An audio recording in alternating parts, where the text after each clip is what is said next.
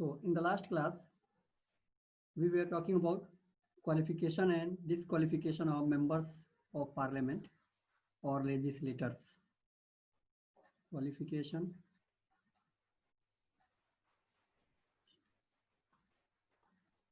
and disqualification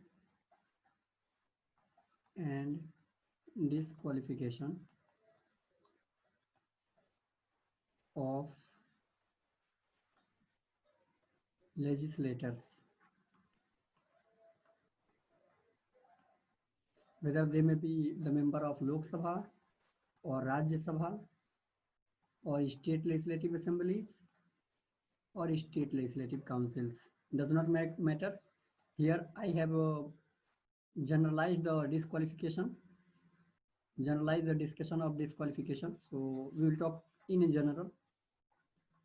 All these rules apply everywhere for even the members of Lok Sabha, Rajya Sabha, state legislative assemblies and state legislative councils. So what are the different grounds mentioned? We will talk about that. So first we have talked about that there is the first ground of disqualification is mentioned under Constitution itself. Constitution. So Constitution talks about 3 grounds of disqualification. First, change in manner of citizenship, change in the nature of citizenship, change in the nature. Just for the convenience, I am repeating a bit. I'm not going to repeat everything, but just for the convenience, I am repeating only some portions. So change in nature of citizenship, first ground. So the first ground of disqualification for the legislators mentioned in the Constitution is change in nature of citizenship.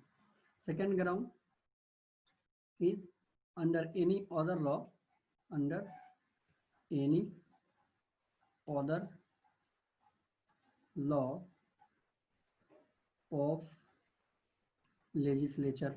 So if there is a law passed by the legislature, whether Lok Sabha, whether Rajya Sabha, whether parliament or whether state legislature, if under this law also, if a member is liable to be disqualified, he shall be disqualified.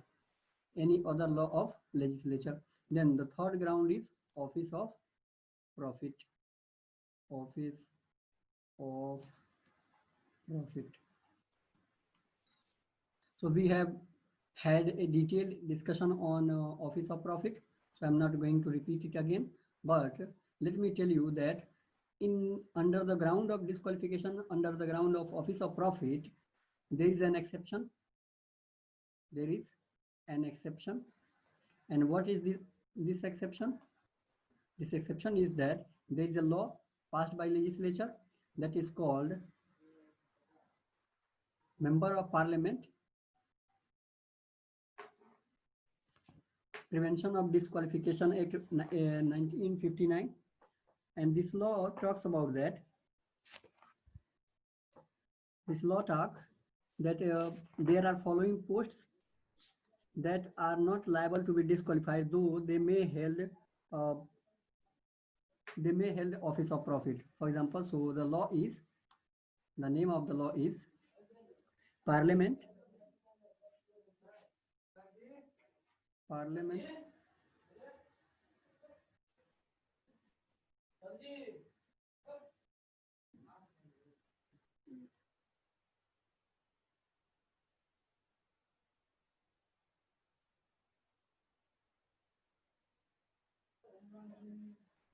So the name of the law is Parliament Prevention of Disqualification Act. Parliament Prevention of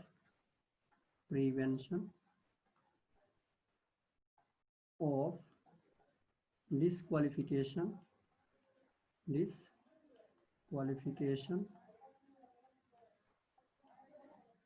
Prevention of Disqualification Act 1959. So there are some posts that are prevented from being disqualified on the grounds of office of profit. For example, the first is Council of Ministers, You know that Council of Ministers headed by the Prime Minister, along with the Prime Minister, along with the Prime Minister. So Council of Ministers headed by the Prime Minister are member of executive also. They form the executive also, and they are member of parliament also, member of legislature also, legislators also. But you know that there is separation of power, theory of separation of power. How can a single person or the same person can be member of executive as well as a legislator? But this law, Parliament Prevention of Disqualification Act, you can say, saves the Council of Ministers along with the Prime Minister from being disqualified on holding the office of profit, that is the being the part of executive, because India is a cabinet form of government. So India has cabinet form of government, and due to this exception has been provided. Second, you know that there are you can say speaker, there are speakers, deputy speakers, deputy speaker, speaker and deputy speaker of Lok Sabha. Then there is a deputy chairman, because chairperson of the Rajya Sabha is the vice president itself. So we don't include a vice president under this, because vice president, you can say, draws his salary as a only vice president draws his salary as the chairperson of the Rajya Sabha. So here we are talking about only deputy chairperson, deputy chairperson of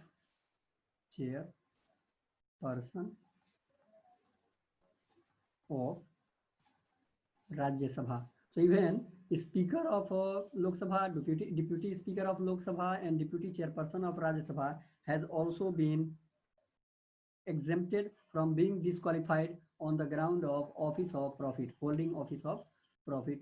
Then, because you know that the speaker and deputy chairperson of the Rajya Sabha, they are the member of that house also. They are the member of the house also, and they function as the chairperson of that house also. Chairperson. You know that a deputy speaker or speaker of Lok Sabha and a deputy chairman of chairperson of Rajya Sabha can only be appointed from among the members itself, member of the house itself. And this is the reason that these posts have been, you can say, prevented from being disqualified on the ground of office of profit, holding office of profit. Third, leader of opposition. You know that there is a leader of opposition. Leader of opposition is Lok Sabha also, leader of opposition is Rajya Sabha also. Okay, in the same way at the state level also, leader of opposition in state legislative assemblies also, and leader of opposition in state legislative councils also. But even these leader of opposition, the post of leader of opposition has been also exempted from being disqualified on the ground of holding office of profit, because this leader of opposition is given the rank of a cabinet minister, and he is being given as a leader of opposition. He is given salaries, he is given cars, he is given official bungalows. So some pecuniary benefits are attached with it. Despite these things, he is not disqualified. Why? Because this law, while Parliament Prevention of Disqualification Act prevents from exempts this post from being disqualified on the ground of office of profit. Then other is chief whip. You know that there is a chief whip of party, chief whip of a political party,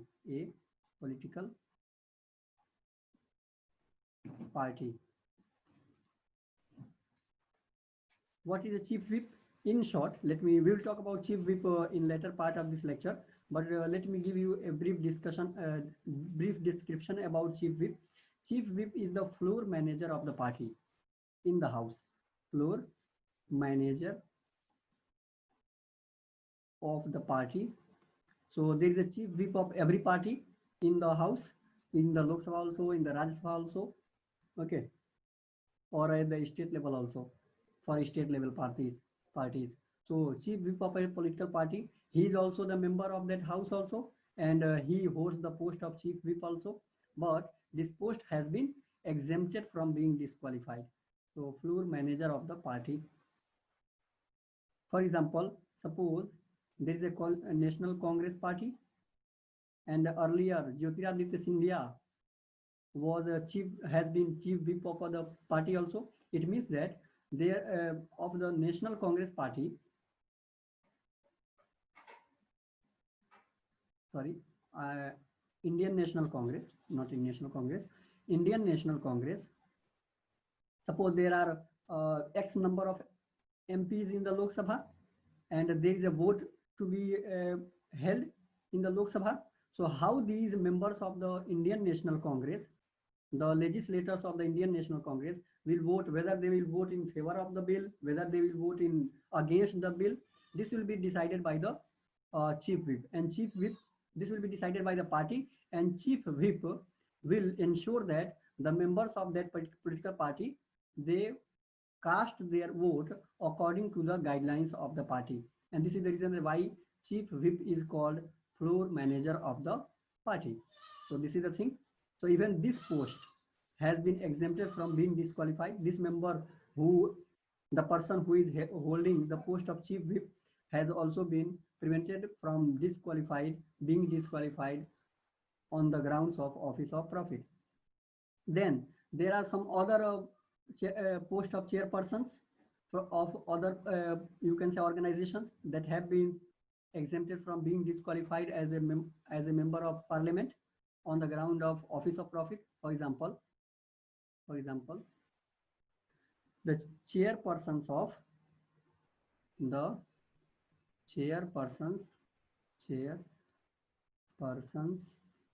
of first National Commission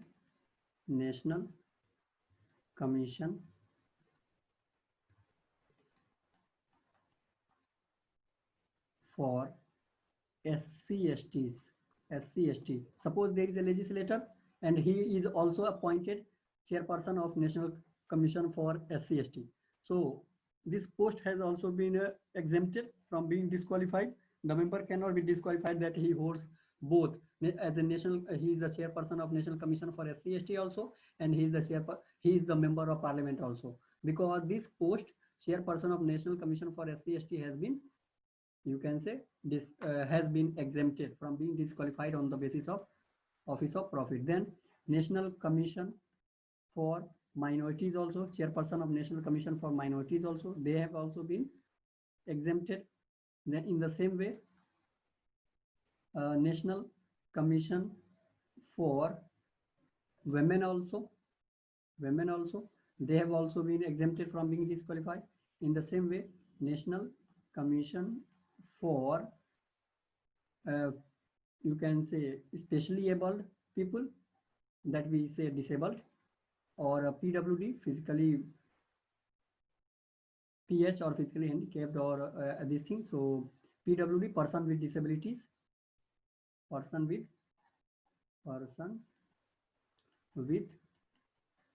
disabilities. Even the national chairperson of the National Commission for Person with Disabilities has also been exempted from being disqualified on the ground of office of profit. So a legislator who is member of either Lok Sabha or Rajya Sabha can also be appointed. Apart from being the member of the house, he can be or she can be appointed as chairperson of person with disabilities, but he shall not be liable to be disqualified under the ground of office of profit. So these are the posts that have been exempted from being disqualified on the basis of office of profit.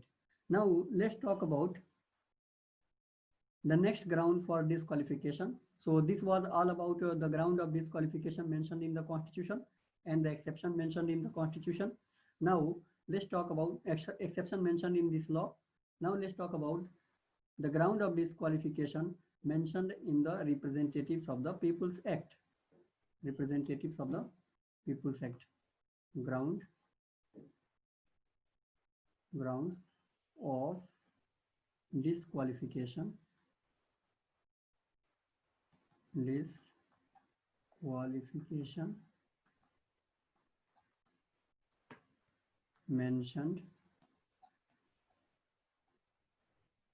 in the representatives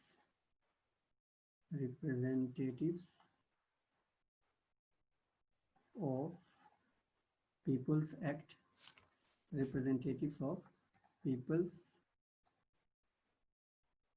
Act 1951. So let's talk about what are the different grounds mentioned for disqualification of members of representative mentioned in the Representatives of the People's Act. So there are different grounds of disqualification mentioned under Representatives of the People's Act. For example, the first ground is a member can be disqualified from holding the membership of the House if he is declared to be adjudged insolvent. Adjudged insolvent or bankrupt because you know that Mr. Vijay Mallya was the nominated member of the Rajya Sabha, but when he declared himself bankrupt and when he was declared insolvent, then his membership of Rajya Sabha was also ceased. Then if he becomes of unsound mind, suppose there is a member of the House and due to some reasons or suddenly he becomes of unsound mind, he becomes a lunatic, he becomes you can say mentally challenged, then also his membership can be disqualified, can be seized. And third is if he if he or she files or have filed at the time of nomination, filed false affidavit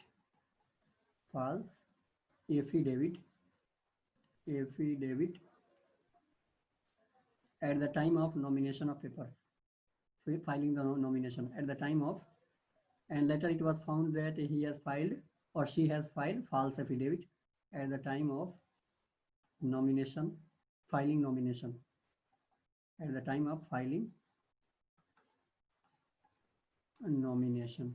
You know that recently there was a very much rumor in the last year that Mr. Azam Khan, who is an MP from you can say UP, and he is the member of Samajwadi Party. So Mr. Azam Khan's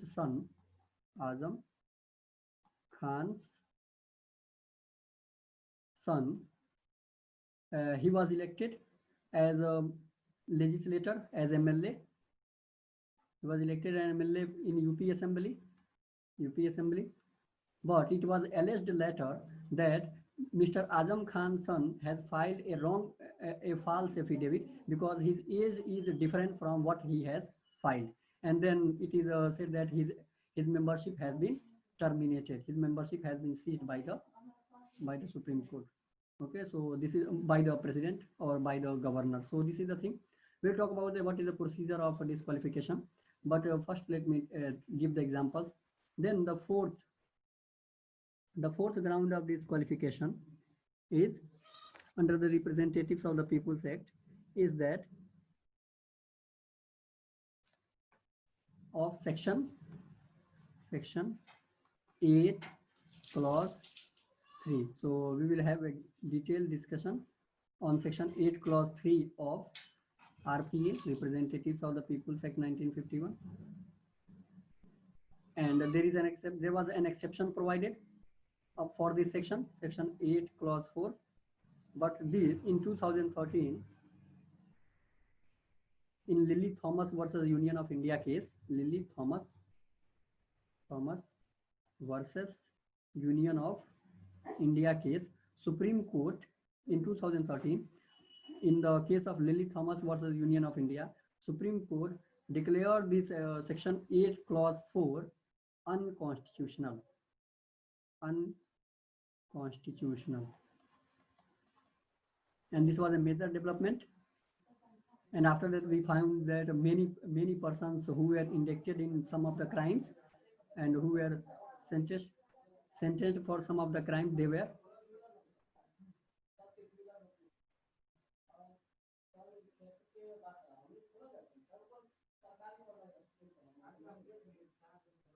unconstitutional. So this was the thing.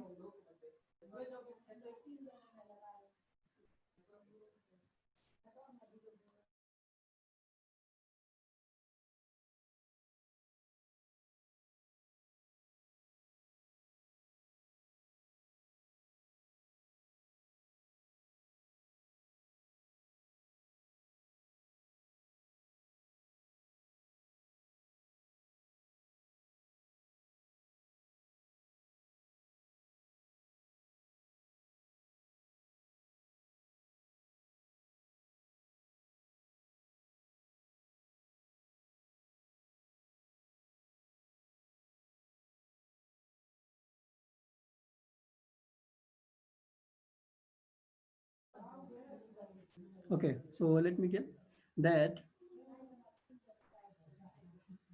in Lily Thomas versus Union of India, Supreme Court declared this 8 clause 4 unconstitutional. Unconstitutional. Okay, so this I think we will talk about this in great detail because this is very much important for mains also and prelims also. Okay, because it is considered a major democratic reform, major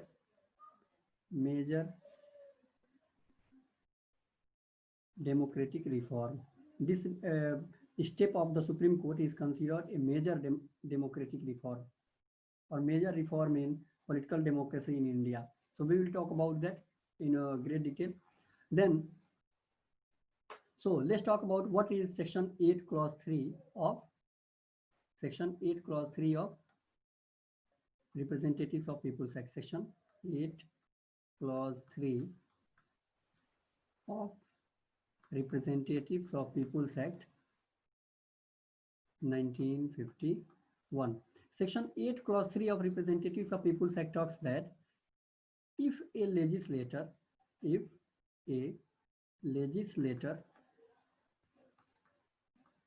he may be MP of Lok Sabha or Rajya Sabha, he may be a member of Lok Sabha or Rajya Sabha or a state legislative assembly or state legislative council, does not matter. Okay, so he may be of any a legislator of any house. So if a legislator is sentenced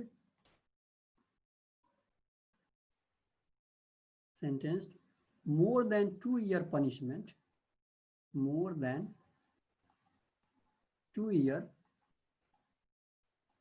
of punishment for any crime, punishment for any crime by any court of law, in India, by any court of law in India, then the member shall cease to hold the membership of the House. The member shall instantly cease to hold the membership of the House. The membership of the House. So this is the provision of section 8 clause 3. Section 8 clause 3 of Representatives of the People's Act talks about if a legislator, whether he may be a member, legislator means here member of a house, whether he may be member of Lok Sabha, Rajya Sabha, state legislative assembly, state legislative council, does not matter, is sentenced for more than 2 years of punishment. Sentenced for more than 2 years of punishment for any crime. This may be a civil crime also, this may be a criminal crime also, criminal act also. okay, by any court of law in India. So it may be whether Supreme Court, whether a High Court, or whether even subordinate courts also, district courts or session courts also. So law in India, the member shall instantly, upon the indictment, instantly cease to hold the membership of the house. For example, let me take, suppose Mr. X was member of a house. He was member, but he committed some crime, and the district court awarded him 2 years or more than 2 years a sentence of more than 2 years. So just after the indictment, as soon as the decision will be pronounced, Mr. X shall cease to hold the membership of the house. His membership shall be automatically terminated. There is no requirement of you can say communication, no requirement of removal and all these things. His membership shall be automatically terminated because he has been indicted under Section 8, Clause 3 of Representatives of the People's Act by a court of law, that is district court. So this is the thing. For example, let me give you the example of Mrs. J. Jayalalitha. She was the chief minister, and she was the member of Tamil Nadu Legislative Assembly. But as soon as she was indicted, she was given more than 4 years of punishment. I hope 4 years of punishment in disproportionate asset case. Then she was she had to resign from the chief ministership, and she was disqualified from holding the membership of the house. So you can take the example of Mrs. J. Jayalalitha Jayalalitha, former chief minister of Tamil Nadu. Jayalalitha, former chief minister of Tamil Nadu. So this is the example. In the same way, for example, you know that there was Mr. Lalu Prasad Yadav, the MP from Rashtriya Janata Dal. So Lalu Prasad Yadav, as soon as he was indicted in a fodder scam, and he was given punishment of more than 2 years, then his membership was seized, and he was disqualified from holding the office, any membership of any house. So this is another example. So there are innumerable examples of this. But earlier it was not the case that as soon as you are disqualified, instantly your membership was not seized, because there was a window available under Section 8, Clause 4. So now let's talk about Section 8, Clause 4 of the same Act, that is Representatives of the People's Act, and how it provided a, you can say, escape route. It provided a escape route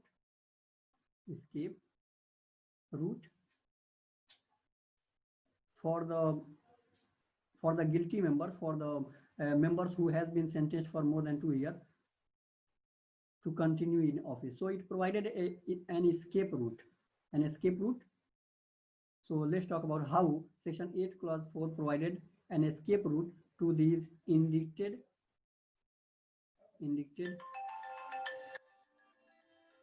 1 minute. Okay.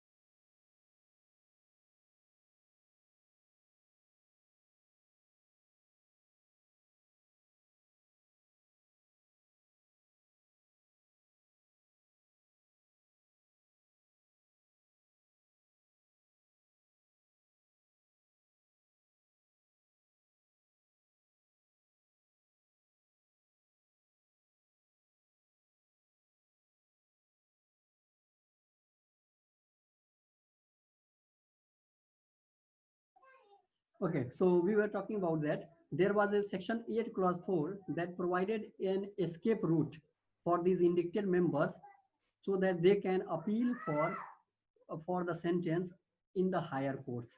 So this provided an escape route to these indicted members.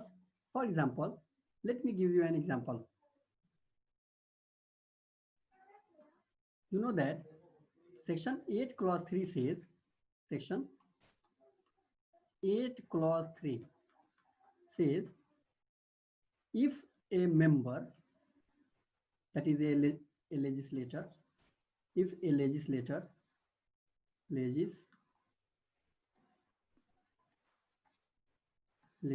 is disqualified, if a legislator is awarded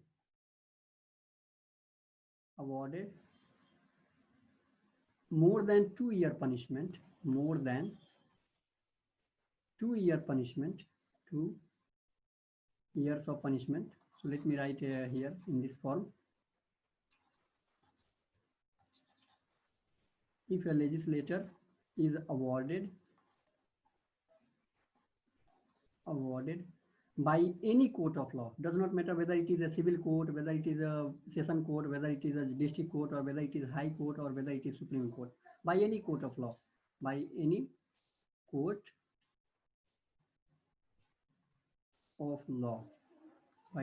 of law, awarded a sentence of more than 2 years of sentence,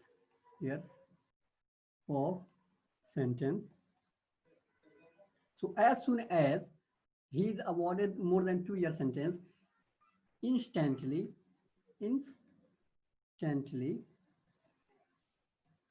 his membership or her membership shall be seized. His or her membership shall be terminated, shall be seized. It means he or she shall cease to remain the member of that house. So this was the provision, section 8 clause 3. But there was a contradictory form. And what was the contradiction? The contradiction was section 8 clause 4. Section 8 clause 3 is saying, if a legislator is being awarded by any court of law a punishment of more than 2 years of sentence, then instantly upon his indictment, his or her membership shall be seized. But section 8 clause 4 provided an escape route. How? It said that, but if the member appeals in the higher court,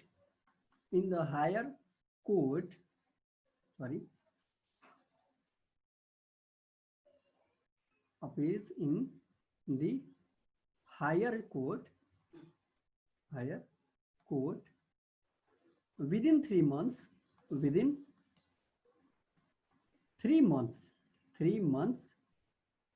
of indictment, of being indicted, by the court, by the lower court, indictment by the lower court,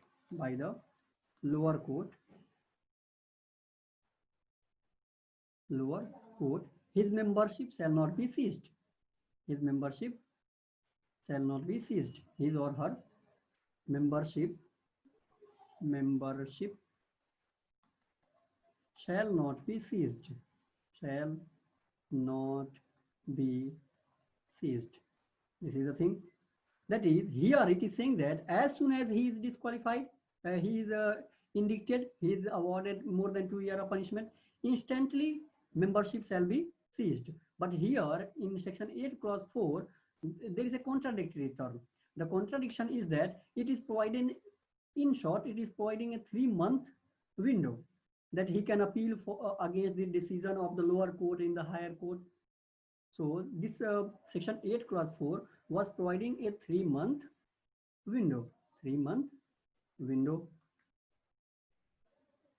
It was providing a 3-month window that within 3 months, the member who was given more than 2 years of punishment by the court of law, lower court of law, can appeal against the decision in the higher court of law, and for the time being for the time being he will not be or she will not be disqualified. So this was a contradictory phenomena. This was a these two sections were contradicting each other. So this matter went to Supreme Court. And you know that if you talk about our judicial system, you know that our judicial system, whether high courts or whether lower courts or whether Supreme Court, they are, you can say, flushed with, they are flooded with a large number of cases, a large number of cases. So suppose Mr. X, he was indicted, and he was given a punishment of more than 2 years by district court. Okay, and he was a member of a house, he was a legislator, and he was indicted in some crime, and he was given more than 2 years of punishment. So he was a legislator. For the sake of understanding, I am giving you the example. Suppose Mr. X was a legislator, he was an MP or he was an MLA, and he was indicted for a crime, and he was given more than 2 years of punishment by the district court.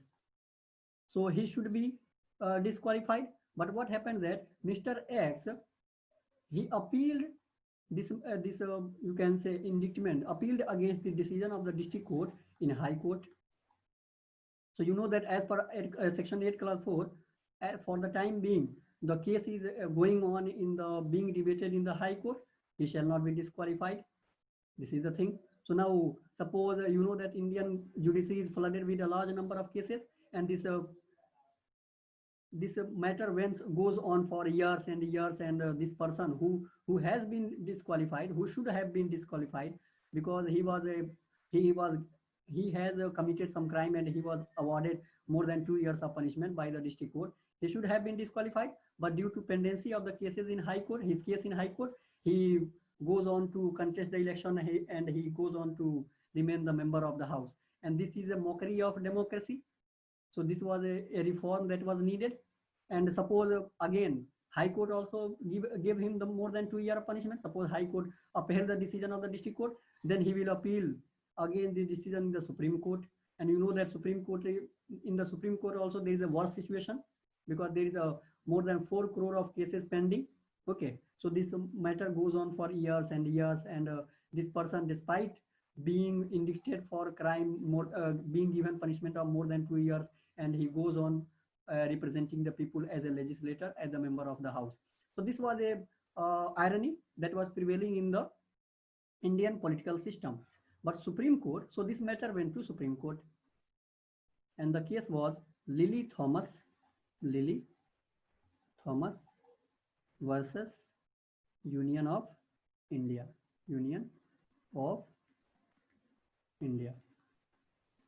So in this case, Supreme Court 2013. In 2013, Supreme Court declared this section 8 clause 4 unconstitutional.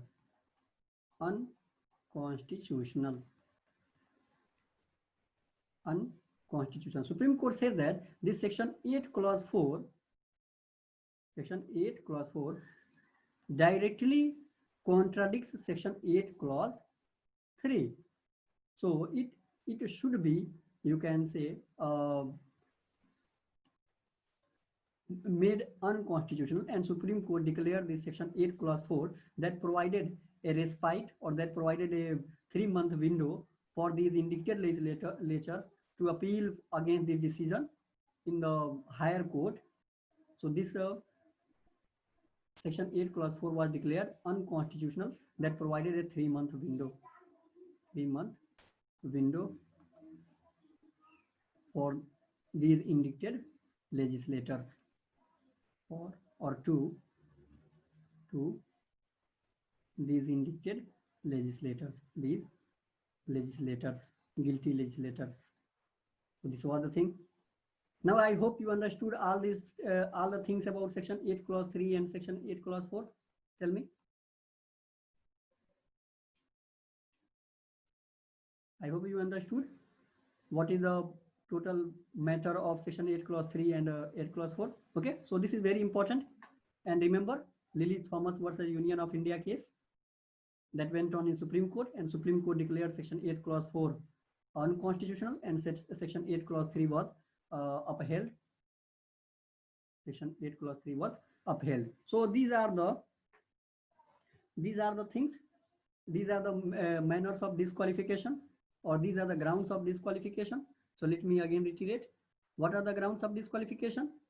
There are grounds of disqualification mentioned in the Constitution. Some grounds are mentioned in Constitution. Some grounds are mentioned in Representatives of the People's Act. Okay. And now there is the third thing that we have to talk about is anti-defection law. That there are some grounds of disqualification in anti-defection law, 1985. So before talking about anti-defection law and the grounds mentioned in anti-defection law for disqualification, let me talk about if a person is disqualified on the basis of or on the grounds mentioned in the Constitution and grounds mentioned in the Representatives of the People's Act, what is the process of disqualification? So let's talk about what is the process of disqualification. Process, because the process of disqualification of the members under the Constitution, under the Representatives of People's Act is different from the anti-defection law. Anti-defection law. So the process of disqualification.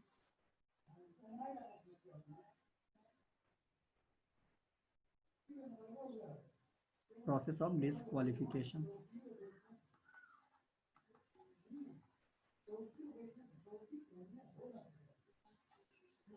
So the process of disqualification is that suppose a legislator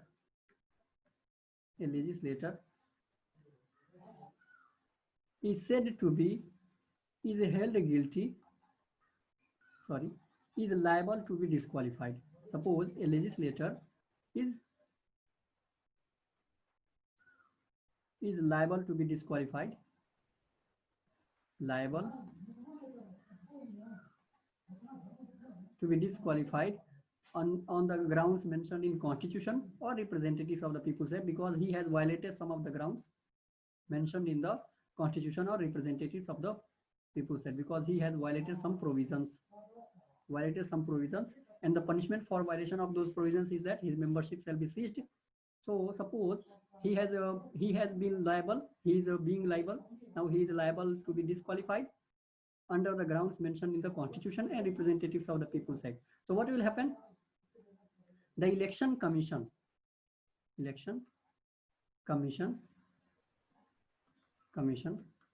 shall hold an inquiry.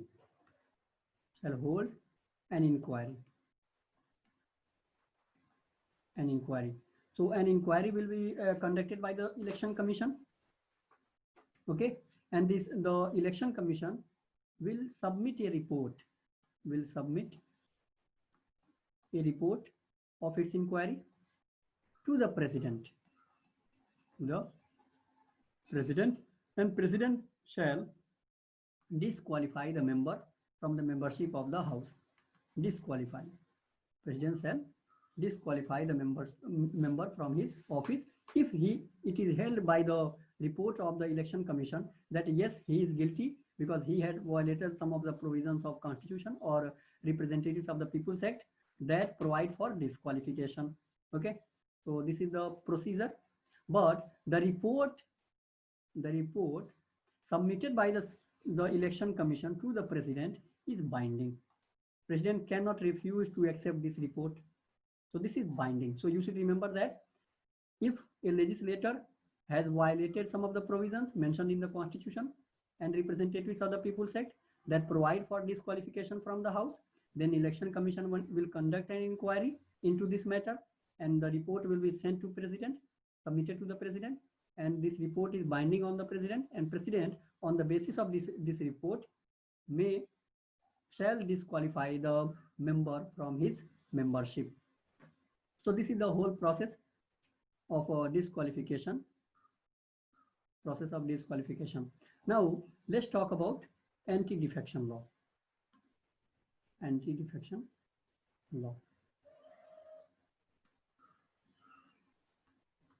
What are the grounds of disqualification under anti-defection law?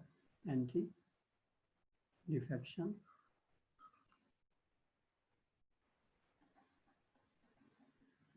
law 1985. And this anti-defection law is very much relevant this year.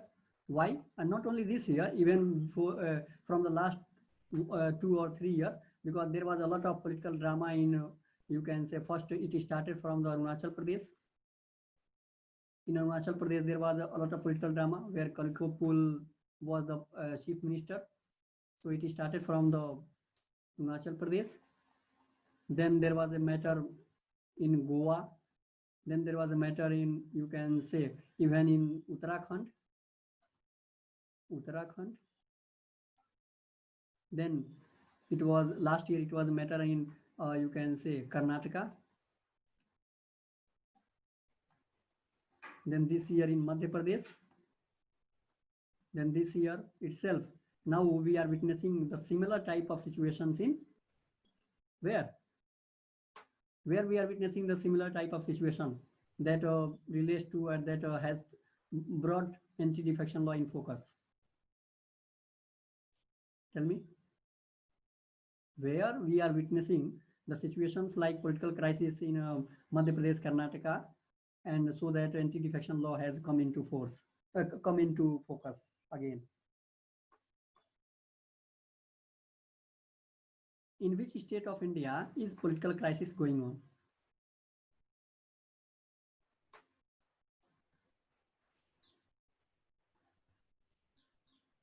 Yes, Rajasthan. So in Rajasthan, a political crisis is going on. And again, this anti-defection law has come into focus. So now let's talk about what is the anti-defection law and how the members can be disqualified. So in this section, we will talk about the introduction. That is the history of anti-defection law. What is the history? How this law came into being in 1985 suddenly. Then we will talk about the provisions. Then we will talk about the process of disqualification under anti-defection law process. Then we will talk about rights of a speaker in this matter, rights of speaker or chairperson, especially Speaker of Lok Sabha. Then we will talk about or Speaker of Legislative Assembly. Then we will talk about some of the criticism of this law. Not criticism, because this law is not being criticized. What is being criticized is the conduct of the speaker, criticism of conduct of the speaker, criticism of conduct of the speaker with this, in this regard, conduct of the speaker with respect to anti-defection law. Anti-defection law. Then we will talk about a very famous case, Quixote Holohan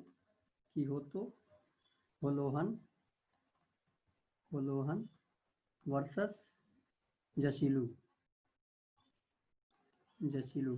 So we will talk about this case, and then we will talk about recent Supreme Court's observations in this matter. Supreme Court's recent observations in this matter. Recent observations, because Supreme Court has given some recent observations with respect to this anti-defection law. So recent observations, what Supreme Court had did, and some reforms needed. Some reforms required in this law. Okay, so these are the things that we will talk about in anti-defection law. Okay, so let's begin with the history of you can say anti-defection law. History of anti-defection law.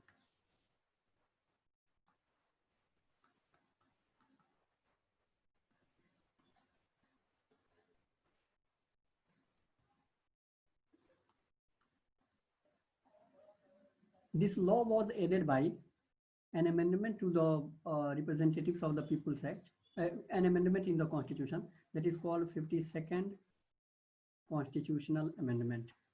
Constitutional Amendment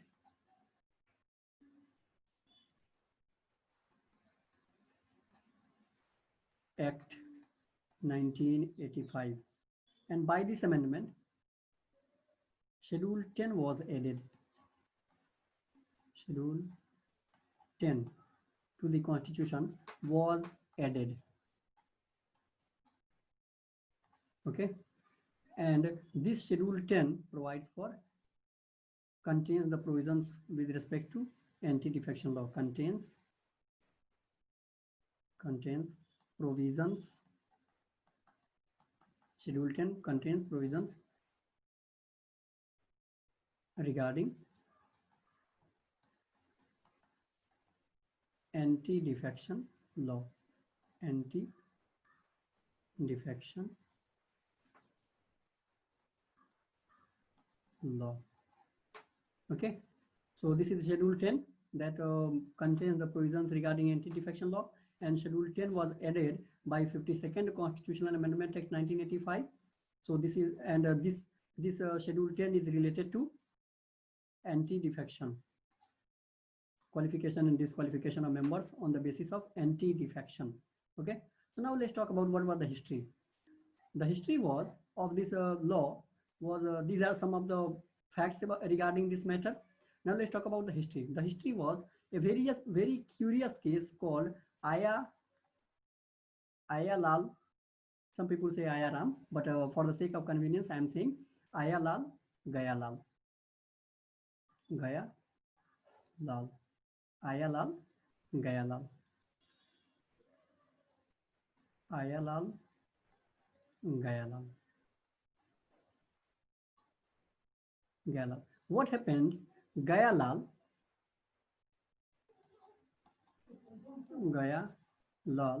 was an MLA in Haryana Assembly.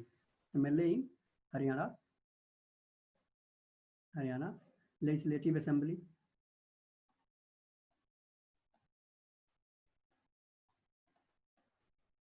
An MLA in Haryana Legislative Assembly, and he switched over the party. He switched over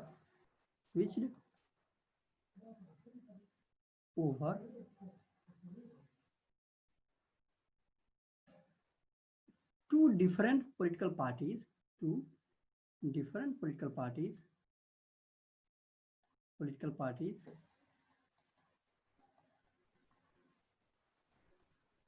in a single day.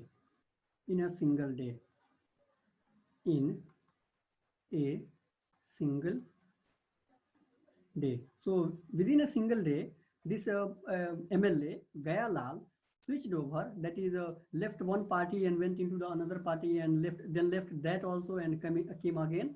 So he switched over two different political parties within one day three times.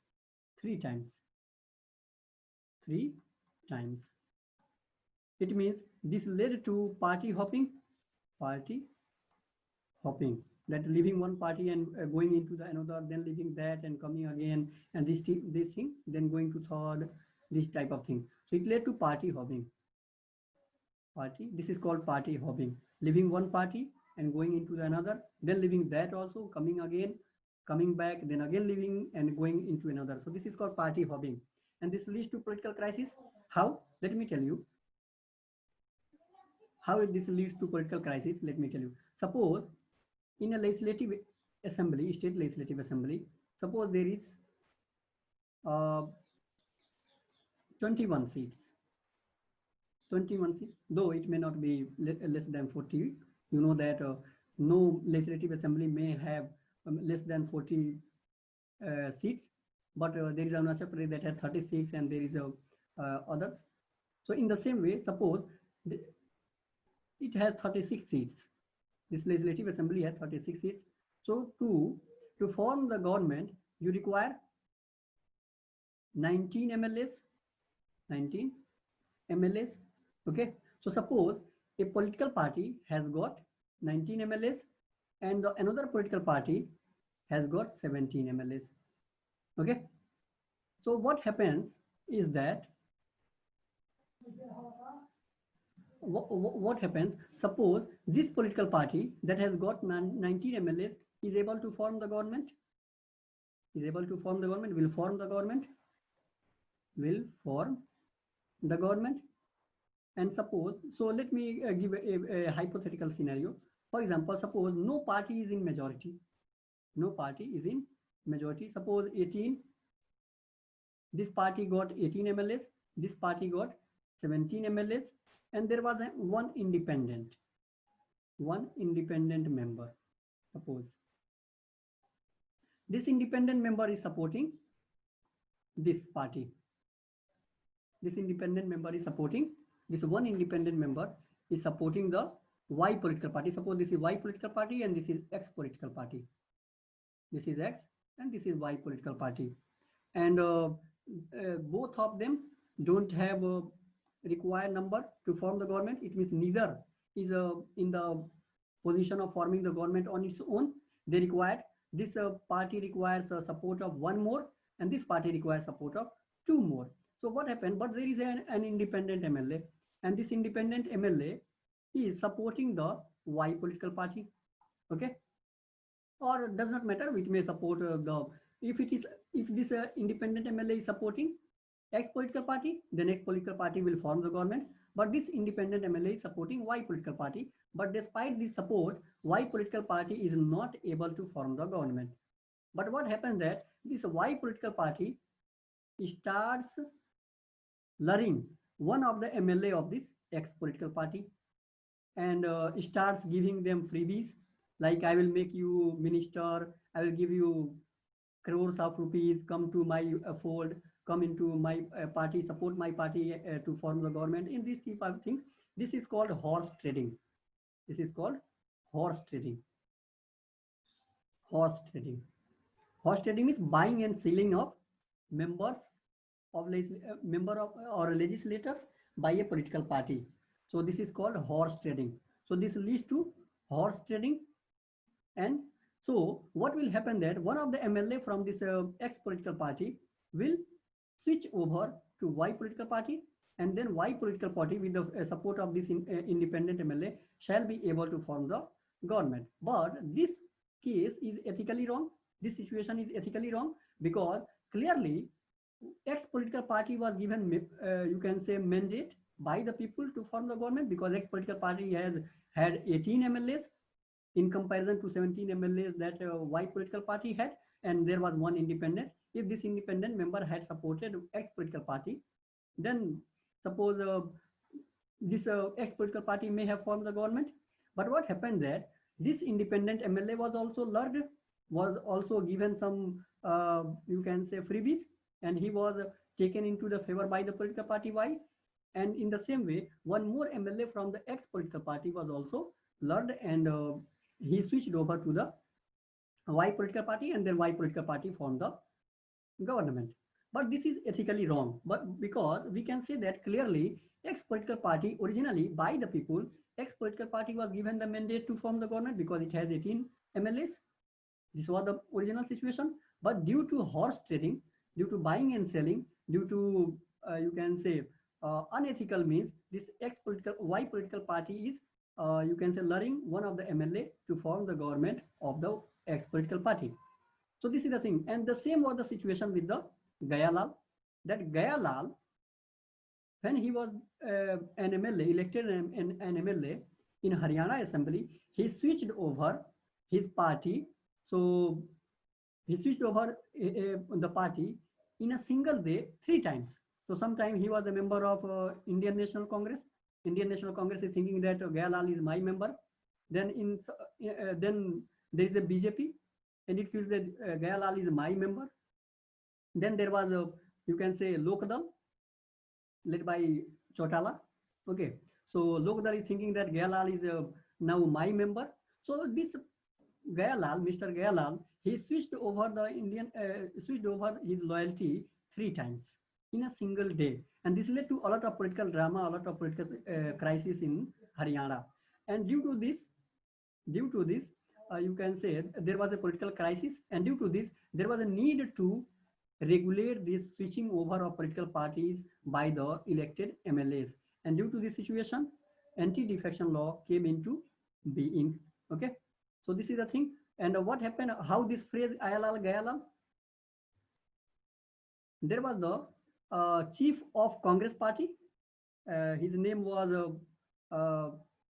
I'm not recalling the name, but there was a chief, and he said that he came with this Mr. Gayalal for the third time before the press, and he said that now Gayalal is Ayalal. That is, Gayalal has now come into our fold, and now we are able to form the government. So this phrase, from the time this phrase Ayalal Gayalal or Ayaram Gayaram, it became a maxim to represent party hopping or horse trading and all these things. So this is the history of this anti-defection law. I hope you understood. What is the history of anti-defection law?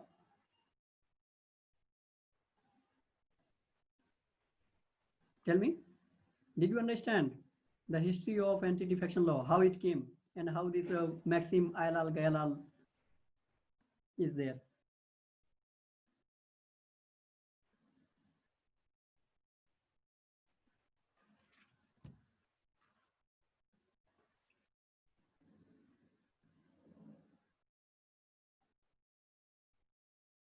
Please respond. Did you understand the history of anti-defection law? How this anti-defection law came into being? Okay. And what is the background of this anti-defection law?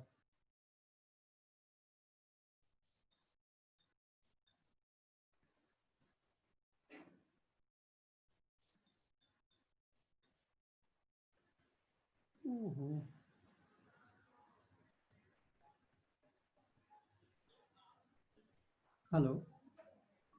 Hello.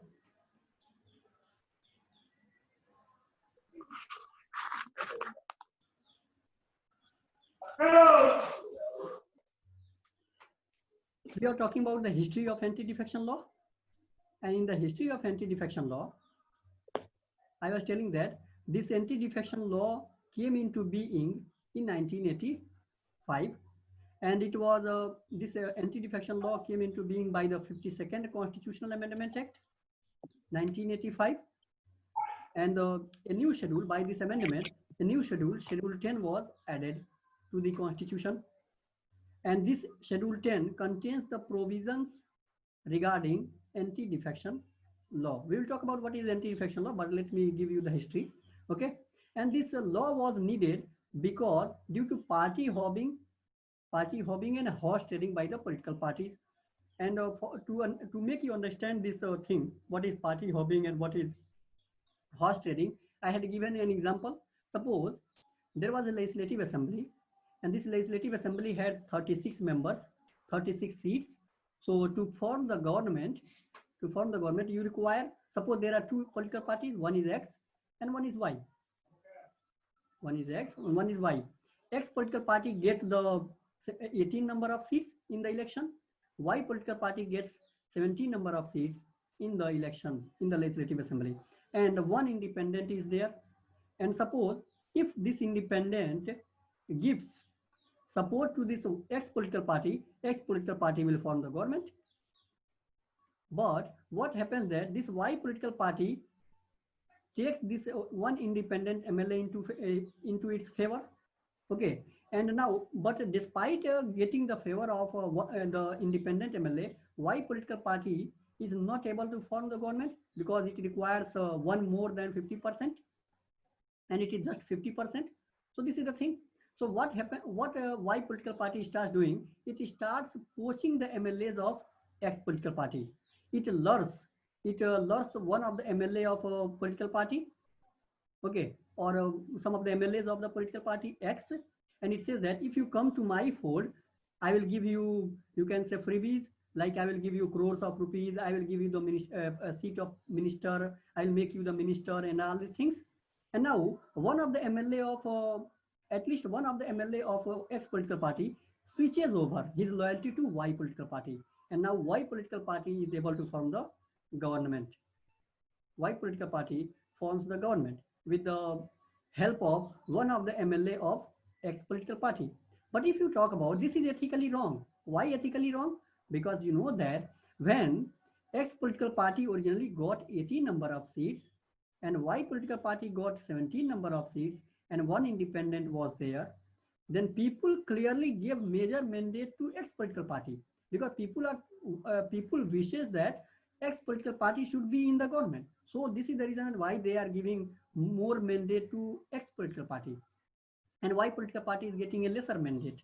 Okay, and people are thinking that with the help of this one independent MLA, X political party will be able to form the government. But what is happening? The reverse is happening. The reverse is happening that this Y political party, due to its influence, due to its muscle power, money power, and all these things, it not only takes into the confidence this, you can say, this independent MLA, even it poaches, it buys one of the MLA from the X political party itself, and then it forms the government. So this was the thing. So buying the MLA of or poaching the MLA of X political party is called poaching. Poaching. And if he is being given some freebies like crores of rupees, like you can say, uh, like a post of minister and all these things, then a seat in the cabinet, then it is called horse trading. Horse trading. So here there are three terms. One is poaching, one is horse trading. So I will tell, I will again repeat the what is poaching, what is horse trading in the subsequent lecture.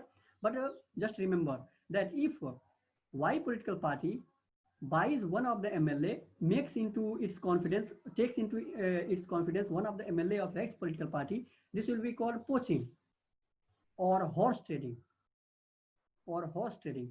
But if the one of the MLA or the some of the MLAs of X political party, if they switch over their loyalty to Y political party, this will be called party hopping.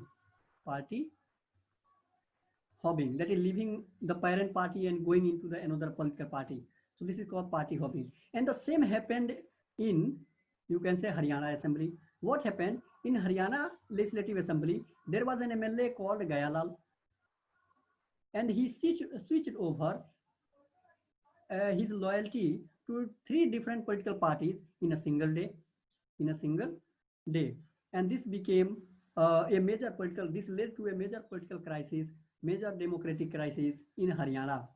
And but at the last, Rao Dhirendra Singh, Rao Virender Singh, who was the chief of Congress party at the time, he came holding the hands of Mr. Gayalal in evening, and he said that Ayalal is Gayalal. That is, Gayalal is now in our fold, and now we are able to form the government. And from that, this maxim Ayalal, Gayalal, or Ayaram, Gayaram became the political tone for this anti-defection law and all these things. Okay. So I hope now you understood what is anti-defection law. What is the history of anti-defection law?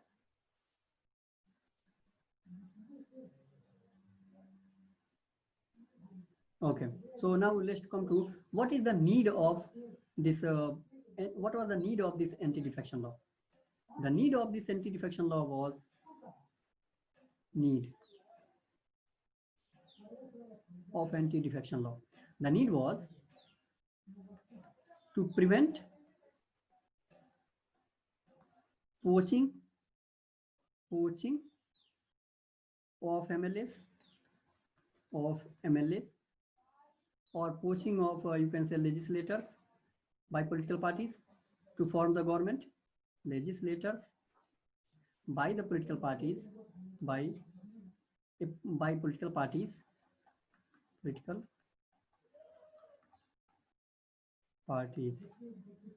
So poaching legislators, let me write in clear, poaching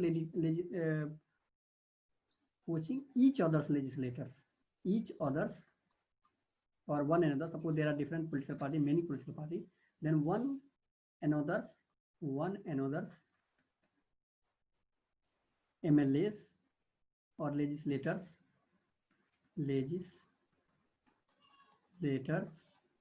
to form the government. So suppose there are many political parties, suppose X and Y, X has certain number of seats, Y has certain number of seats. So Y is trying to, but neither is in majority, neither is in majority, and both of them are trying to wrest power, trying to form the government. What is happening? X is trying to buy or poach some of the MLAs of Y, and Y is trying to poach some of the MLAs of X to form the government. So this is the thing. To prevent this ethical situation, this unethical condition, this law was needed to prevent poaching of one another legislators to form the government in case of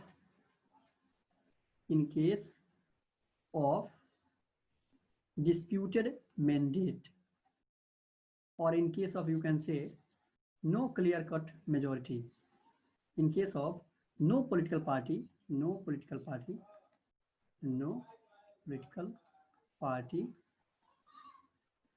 getting a clear cut mandate, getting a clear cut mandate to form the government, mandate that is called absolute majority. So suppose no party has got absolute majority and there is no coalition possible.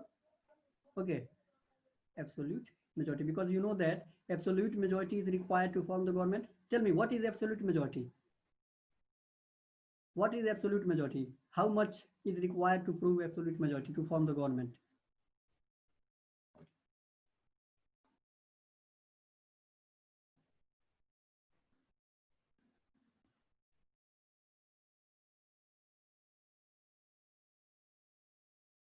What is absolute majority? You know that government can be formed by commanding absolute majority in you can say lower house. So what is absolute majority? We have talked about majority, different types of majorities. There are special majority, ordinary majority, simple majority, absolute majority, effective majority. Special majority is of many variations. We'll talk about that. But did you remember what is the absolute majority?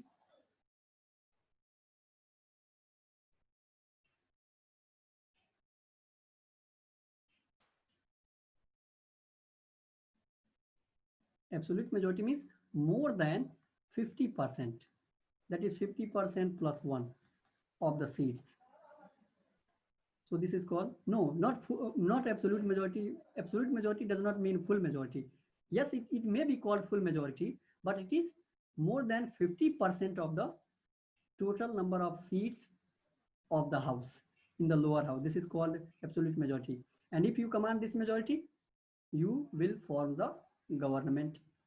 So this is the thing. So if no party is getting clear-cut mandate, that is absolute majority, and no party is able to form the government, no coalition is possible, no you can say coalition, or you can say conciliation is possible, then what will happen? To wrest power, to form the government, the political parties will start poaching each of one another's MLAs. And to prevent this, we needed a law, and this anti-defection law tries to prevent this poaching of one another's legislators to form the government in case of no political party getting a clear-cut mandate and no coalition possible. Okay, so this is the thing. Now, the second reason was that to prevent horse trading, to prevent horse trading. Horse trading. What is horse trading? So you can compare these legislators as horses, and if they are bought and sold, then this will be called horse trading.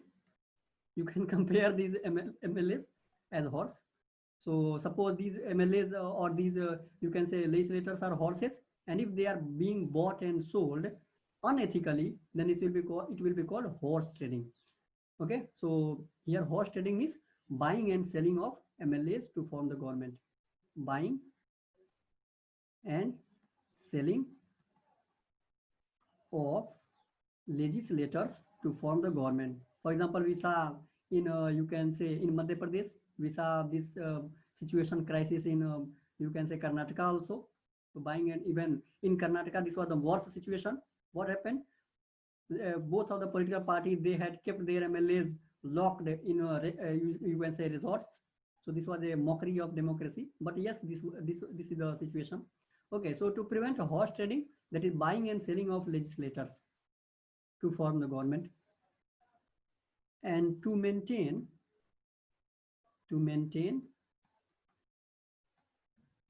ethics, political ethics, you can say, political ethics in the government formation. What do you mean by to maintain political ethics in government formation? Suppose, let me take the example, one example. Let me take a hypothetical example.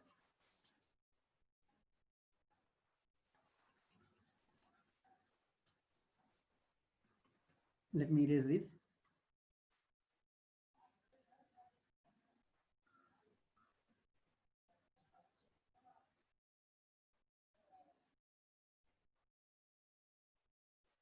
Suppose there is a political party. There are two political parties. One is X and one is Y. And the number of seats is, suppose, 30.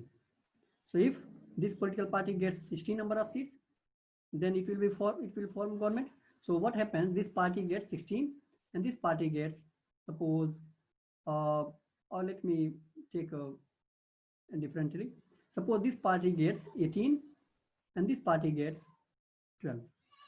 Okay, so obviously the political party X has been given mandate to form the government. Political party X has been given a mandate to form the government because it is in majority, it is commanding the absolute majority. You can say in the House, because in the House the total number of seats is 30. And ethically, that is morally, political party X should form the government. But what happens? Why political party is also trying to form the government? What it does, it starts poaching some of the MLAs of X political party. And suppose you can say 6 MLAs, and it is able to poach the 6 MLAs of X political party. Now it will become 12 plus 6, that is 18. Now this political party will command, you can say, will become 18, will have 18 members, and now it will form the government. So this is the thing, and now it will be able to form the government. But this is unethical, immoral. Why? Because clearly people gave the mandate to X to form the government, because X got originally 18 MLAs, but due to switching over of some of the MLAs of X political party to Y political party, now Y political party is getting is going to form the government. So this is the thing. Okay, so the ethical crisis means this: to maintain the political ethics in the government, political moral in the government formation, this law was required.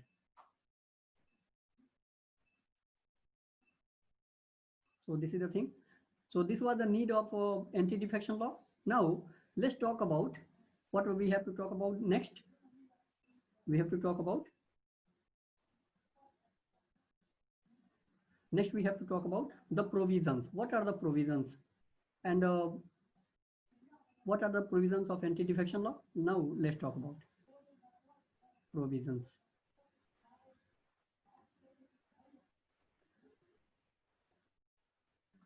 One, provisions of anti-defection law. Then we will talk about the process.